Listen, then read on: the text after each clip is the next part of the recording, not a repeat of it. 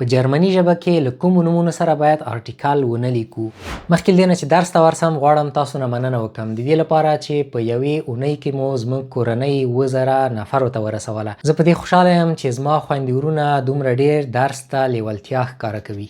موږ او تاسې پوهیږو چې په جرمني ژبه کې هر نوم ښځینه، نارینه، خنثی او یا هم د جمع حالت لري. که چیرې مشخص یا معین حالت کې راغلی وي بشټیمټ آرټیکل یعنی ډی، ډي، ډس او ډي ورته کارو. که چیرې نامعین حالت کې راغلی وي عین، عینه او عین ورته کارو. او که چیرې نوم منفي کوو یا منفي جمله کارو کاین، کاینه، کاین او کاینه ورته کارو. خو داسې نومونه هم شته ده چې په هغې کې باید آرټیکل هیڅ ونه کارو یا اړتیا نشته چې ورته وکاروو. دې رقم آرټیکلونو ته نول آرټیکل یا صفر آرټیکل یا هیڅ آرټیکل وایي. لومړی ډله نومونه د خلکو او انسانانو نومونه دي لکه احمد، محمود، لیلا او همداسې نور. نسو ویلی د احمد است mein Bruder.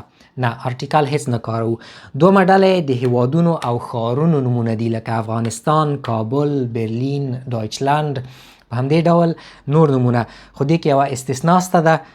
د ایران، د شوایц، د USA او یو څو نور هیوادونه دي چې هغې سره آرټیکل راځي. دا دوه ډلې نومونه بغیر له دغه استثناءاتو نه هغه نومونه دي چې دوی بیخي آرټیکل نه لري. دا نورې ډلې نومونه چې اوس زده کوو دا هغه نومونه دي چې نوم کې آرټیکل لري خو په جمله کې ورسره نه کارول کیږي بغیر له یو خاص حالت نه چې د ویډیو په آخره کې درته وایم. درېیمه ډله معنوي نومونه یا هغه نومونه چې فزیکي حالت نه لري لکه لیبه، مینه، فریحت، آزادی، مورال، اخلاق. څلورم هغه نومونه چې حسابیږي نه لکه واسا، ملح، غایز، نسو ویلی یوه اوبه، دوه اوبې.